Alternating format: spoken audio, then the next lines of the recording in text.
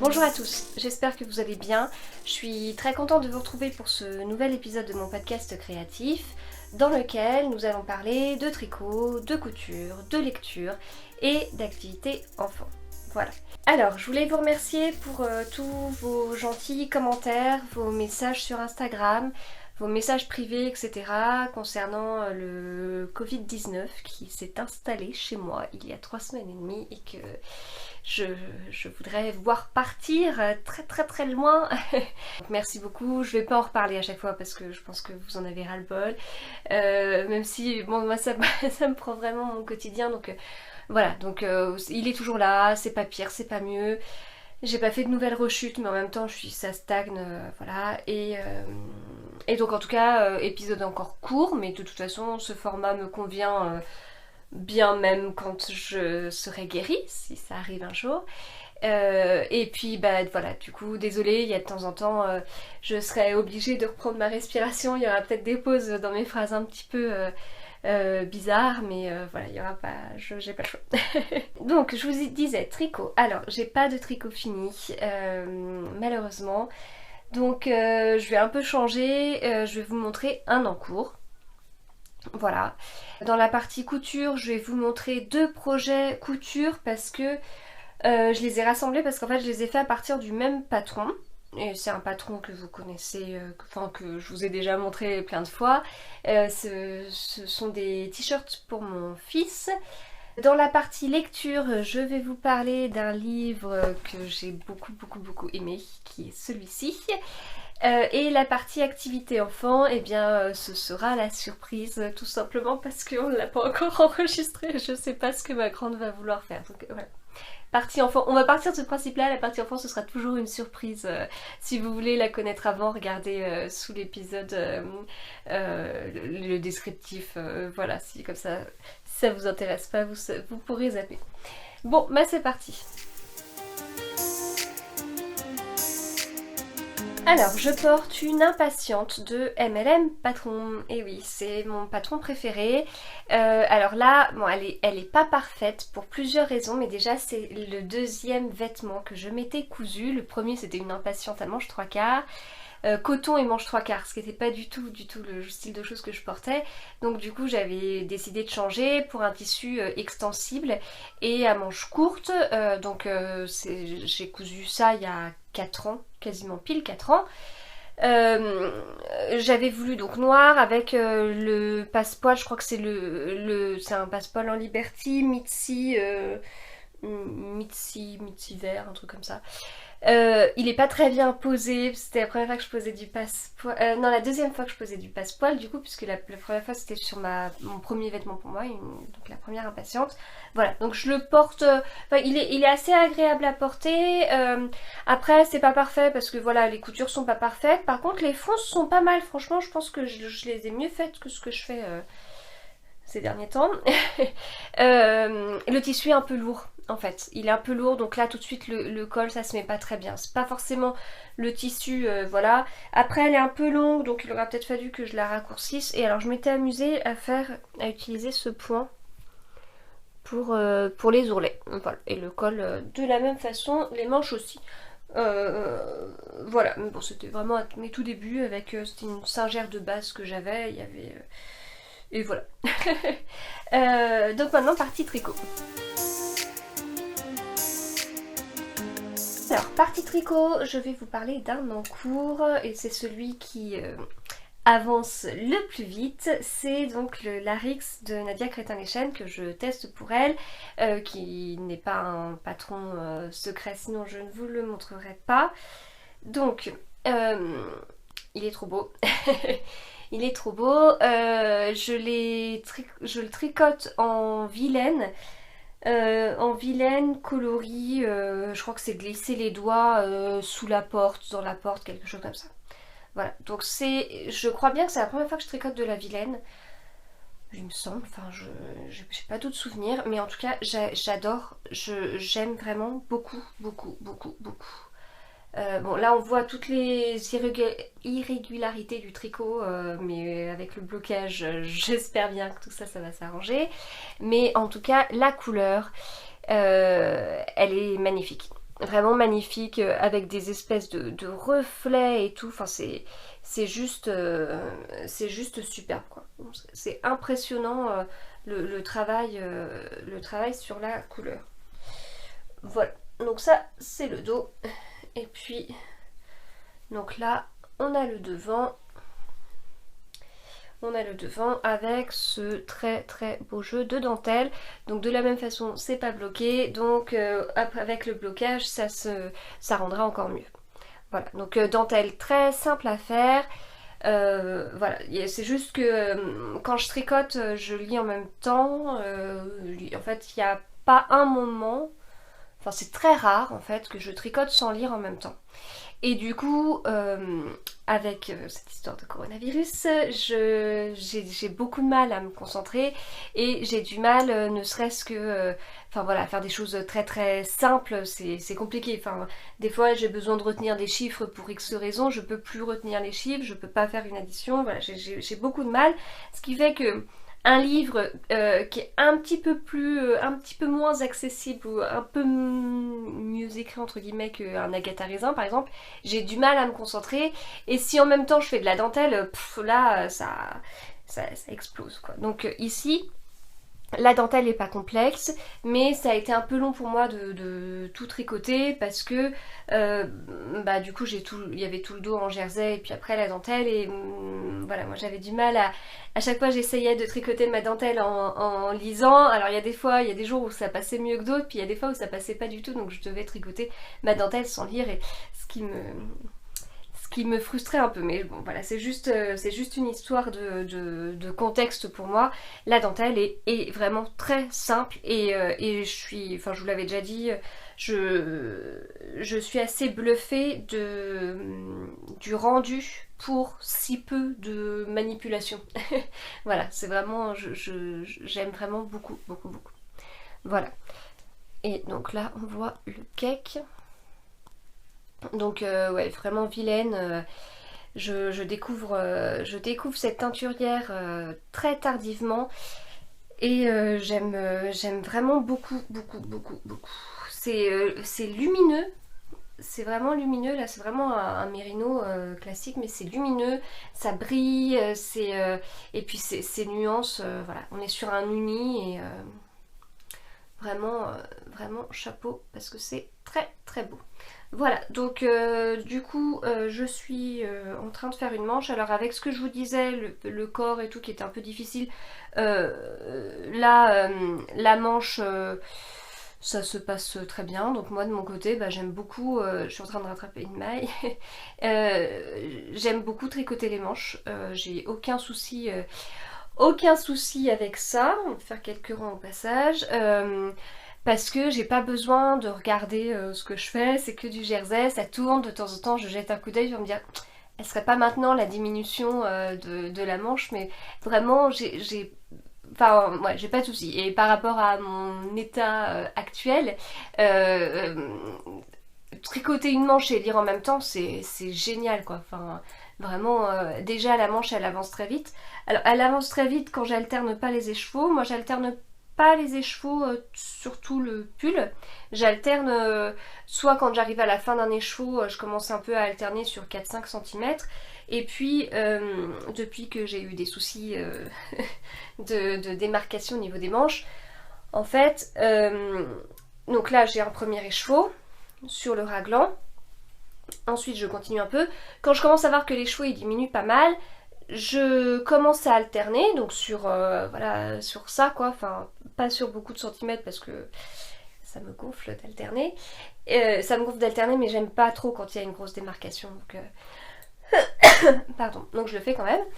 Et puis du coup, et ben, je me laisse quand même une partie, enfin un bout d'écheveau parce que derrière, bah, comme le premier écheveau c'est celui que j'ai utilisé là, le moment où je vais reprendre les manches, bah, il faut qu'il m'en reste. Donc du coup, ce bout là, en théorie, il faudrait que je le pèse, que je le coupe en deux pour bien l'utiliser sur chaque manche.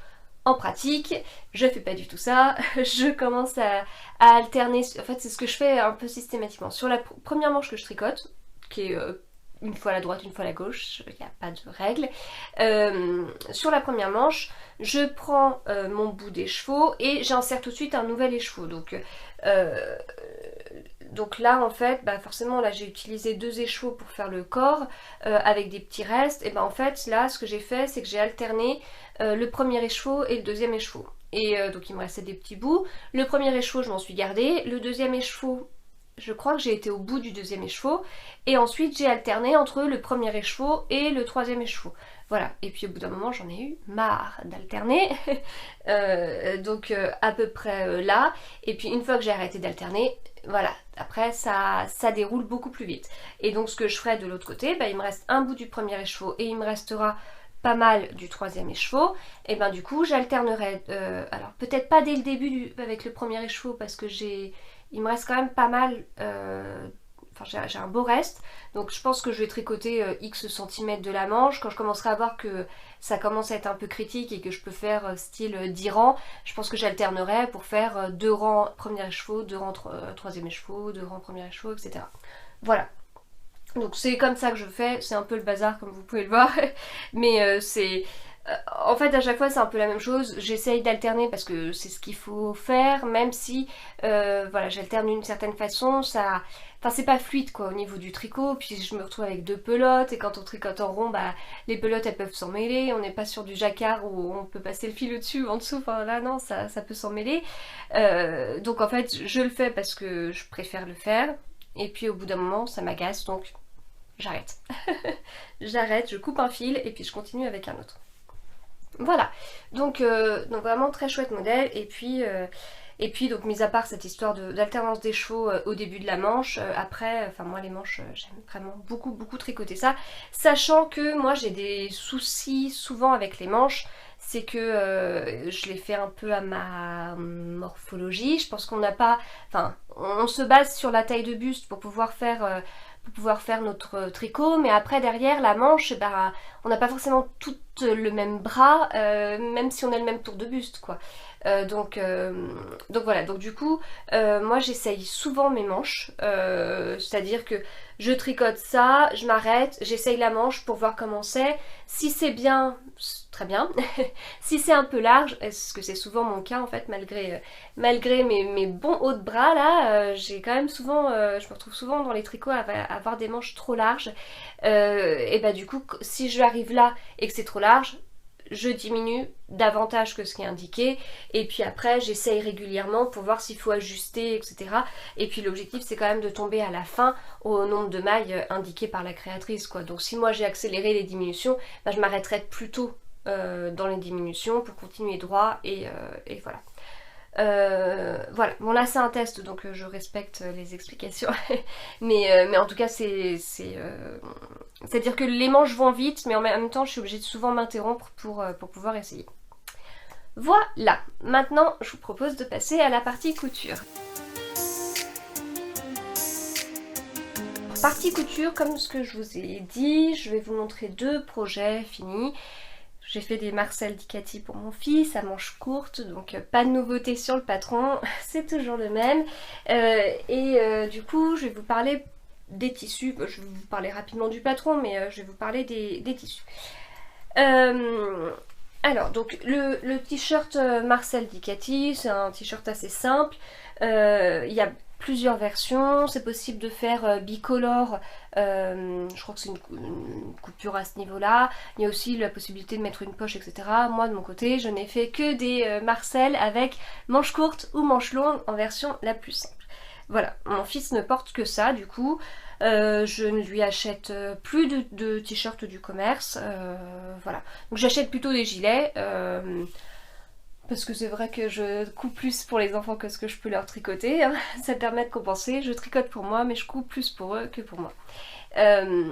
Donc voilà, du coup très simple, puisqu'il suffit d'avoir la pièce de devant, la pièce du dos, les 2 manches, après un col en bord-côte. Donc ça il vaut mieux le col en bord-côte parce que le Marcel Dicati a un col qui est assez près du cou.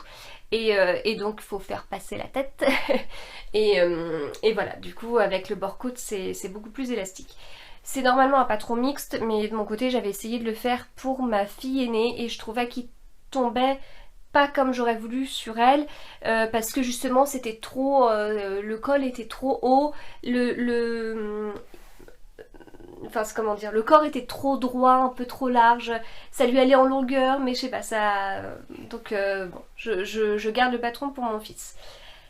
Alors, donc ce tissu, c'est un jersey de chez Glitzer Puppy. Quand j'ai vu ce jersey sur le compte Instagram, je me suis jetée dessus pour... voilà, je me suis jetée dessus pour pouvoir faire un Marcel à mon fils. Donc il existe en plusieurs coloris, mon fils l'a choisi de cette couleur là. Voilà, donc il est très sympa. Il est vraiment très sympa. Donc moi je fais des Ikati, des Marcel d'Ikati en taille 8 ans maintenant pour mon fils et j'ai besoin de 60 cm, 60-70 cm selon les marques. Voilà, parce qu'il y a des fois le 60 cm sur une marque, c'est pas le même 60 cm sur une autre marque, donc je me suis déjà fait avoir. Donc je fais 70, 70 selon les marques. Voilà, donc ça rend du coup sans souci de cette façon-là. Voilà, pour celui-là. Le deuxième, c'est aussi sur le site de Glitzer Puppy, pardon. Donc voilà, j'ai un partenariat avec Glitzer Puppy, mais là c'est vraiment des tissus que j'ai achetés. Et ils ont énormément de choix en fait au niveau des jerseys à motifs. Et du coup, ils ont beaucoup de choix et j'ai la chance d'avoir un fils, c'est peut-être une caractéristique masculine, mais qui tranche assez vite. Donc ça veut dire qu'on peut regarder les dizaines, les centaines de jerseys, etc. On en sélectionne plusieurs et puis après il me dit allez c'est bon je prends ces deux là et puis c'est assez vite réglé. S'il fallait faire ça avec ma grande ça prendrait beaucoup plus de temps. Donc là il avait sélectionné celui-là et un panneau de jersey. Donc en fait c'est le panneau de jersey, il était composé en 3 pans. Le premier pan avec ce tissu... il y a des petits soucis de repassage. Ce tissu bleu, vous voyez, avec des espèces de dégradés foncés là, enfin de taches foncées. Et puis avec ce motif en plein milieu. Voilà. Donc ça c'était le premier panneau. Le troisième panneau, je garde le deuxième pour la fin. Le troisième panneau, il y avait ça en plein milieu. Voilà. Et donc le reste du panneau était bleu comme ça quoi. Et le panneau du milieu, il y avait ça, voilà. Et donc rien que pour ça, mon fils il a adoré.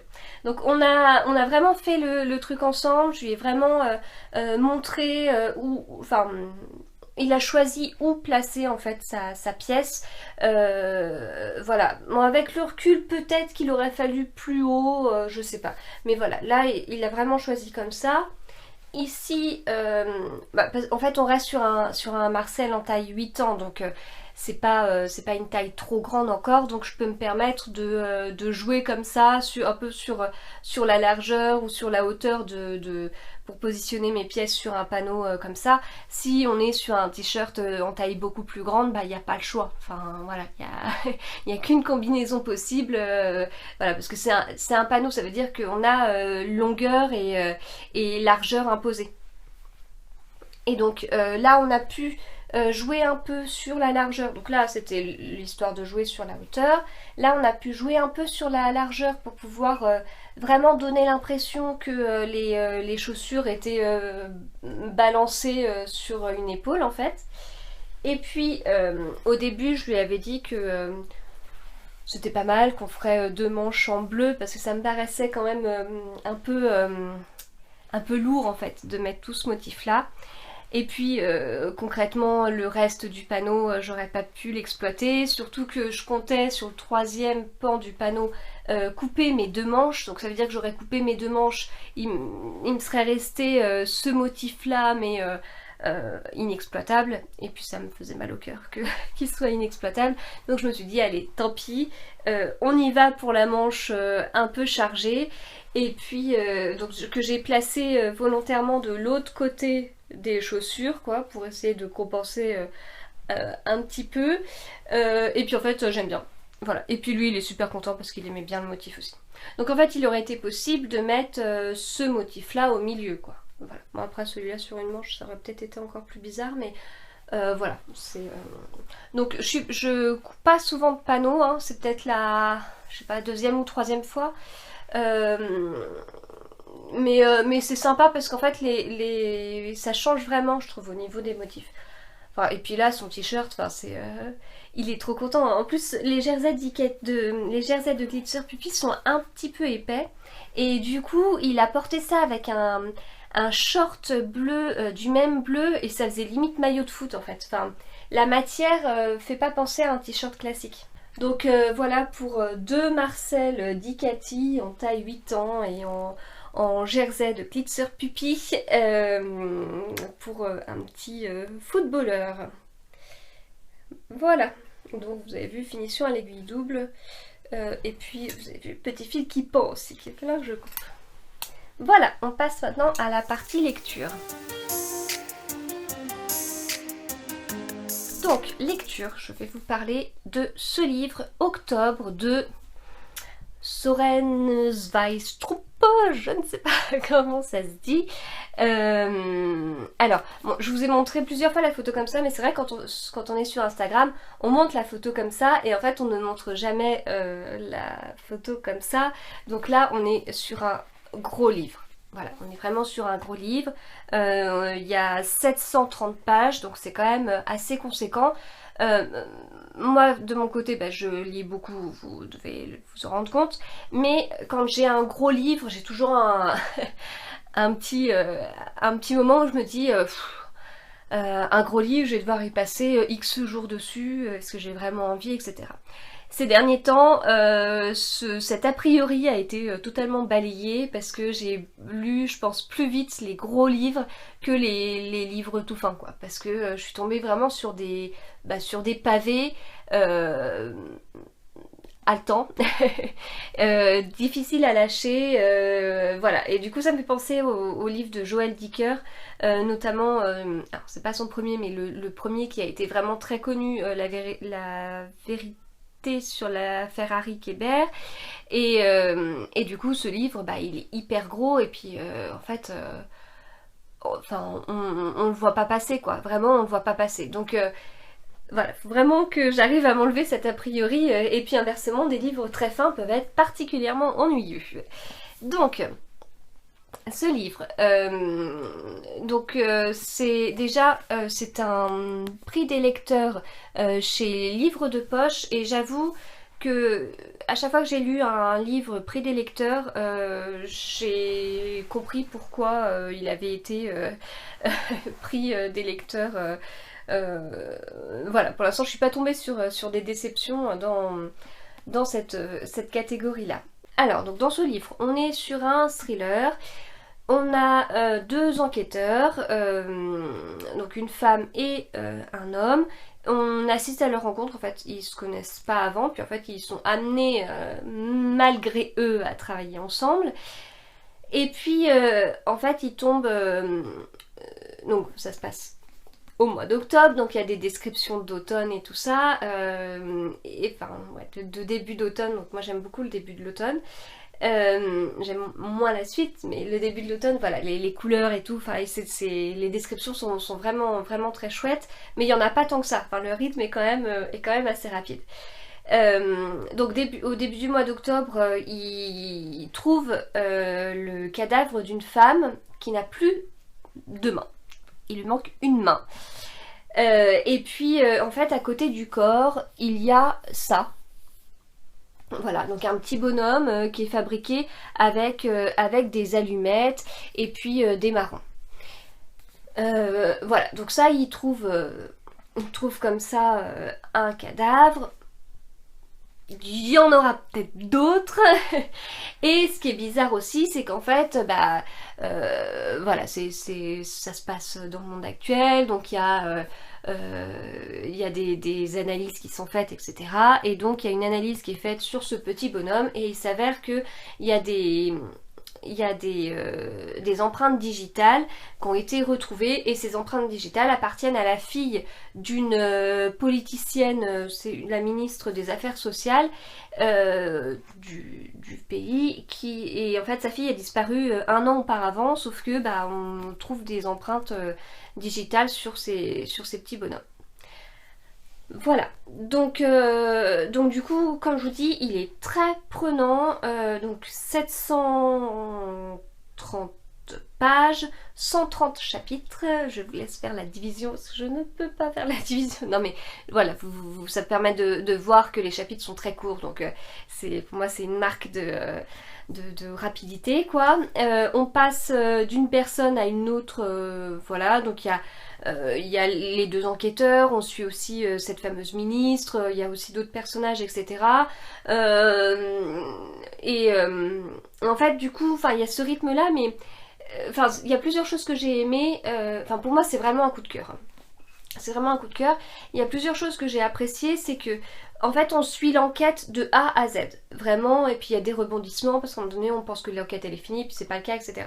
Donc en fait on suit vraiment tout ça de A à Z, alors que parfois dans les livres on a l'impression qu'on arrive alors que, je sais pas, il y a déjà eu d'autres meurtres avant, ou qu'on arrive tout de suite sur le meurtre, alors que là on fait vraiment connaissance des personnages, et puis après on voit pas quand une affaire est classé ce qui se passe, voilà, je trouve que vraiment on arrive à suivre vraiment, on a l'enquête complète quoi.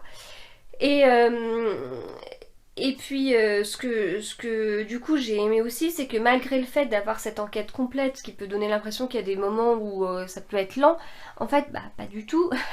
Et du coup sur ce livre qui est assez gros, comme j'arrête pas de vous le dire, quand on se retrouve à peu près là, en fait on a l'impression qu'on a lu que le début quoi. On n'est pas en train de se dire, c'est assez bizarre, on n'est pas en train de se dire, bon allez, c'est le début là, faut y aller, mais on n'est pas en train de se dire non plus, on a l'impression que l'histoire elle est quasiment terminée, il va raconter quoi pendant toute la dernière partie. Non, vraiment il n'y a rien à dire. Au niveau du rythme, il n'y a pas, j'ai pas eu l'impression qu'il y avait une baisse de rythme, voilà.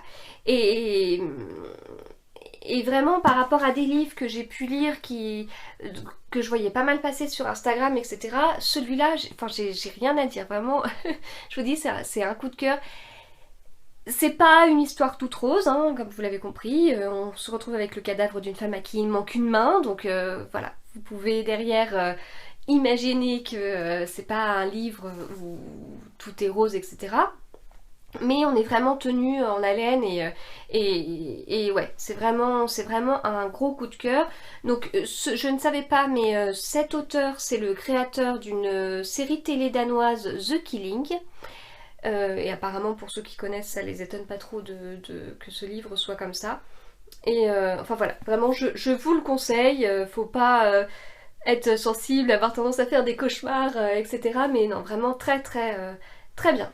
S'il en écrit d'autres, je les lirai avec grand plaisir. Voilà, du coup maintenant on passe à la partie activité enfant. Aujourd'hui, je vais vous présenter le Loki Studio. Donc d'abord on l'ouvre. Ici, il y a donc les accessoires pour faire. Ici, c'est la machine, c'est là où on va faire le dessin. Donc ça, c'est pour bien que les dessins ne s'enlèvent pas trop. Pour enlever, il faut que ça soit comme ça, parce que sinon après c'est bloqué, on ne peut pas. Vous avez ça pour faire des motifs dans la robe de la couleur que vous voulez. Pour commencer, on va choisir, donc on va déjà mettre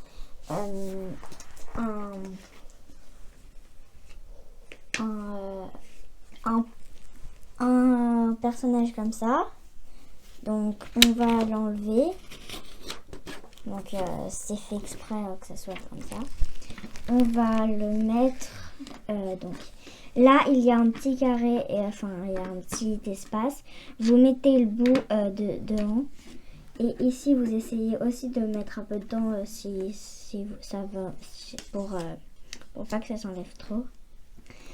Ensuite, donc dans tout ça, il va falloir choisir votre tenue. Donc d'abord, on va devoir choisir donc les cheveux, enfin les bijoux et les chaussures. Vous pouvez aussi, par exemple, je prends les cheveux ici, je prends pas le reste. Ensuite, je prends ces chaussures-là, je les mets avec le personnage. Et si je veux un sac, un accessoire, je prends autre chose si vous voulez pas ça. Donc, moi, je vais choisir ça. Je vais le mettre... Ah mince, j'ai fait l'inverse. C'est pas grave. Donc en fait, d'abord je mets ça. Parce que ça va être à décalquer. Oui. Donc je mets ça. Ensuite, je mets ça. Ouais. Je mets le personnage dessus. Si on a un doute, on allume. Et donc là, ça vous aurez... donc là, pour bien voir, vous appuyez dessus. Donc moi là, je vais prendre que les cheveux. Donc pour bien que ça tienne, je mets ça. Donc ça, je peux pas parce que c'est déjà, ça ferme. Je mets, hop, avec ce stylo là.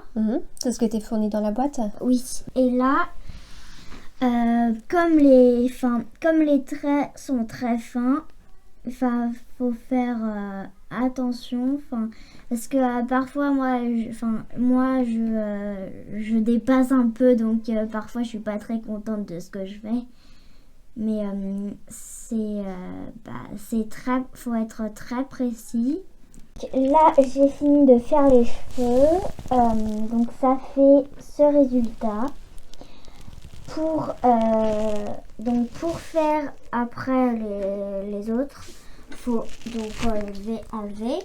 Donc encore enlever le papier qui est dessus et enlever ça.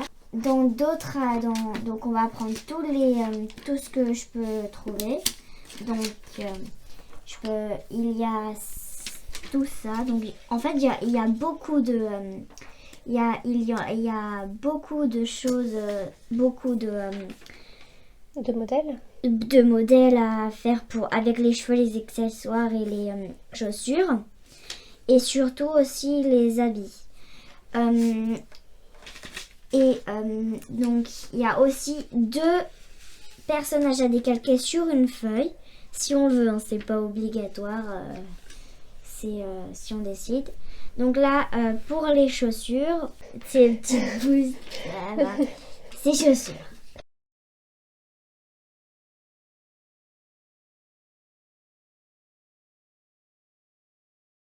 On lève. Hop. Donc maintenant, on choisit les vêtements, pardon. Je vais prendre cette robe. Alors, faut le mettre de bon sens, hein, parce que sinon, voilà. On va placer.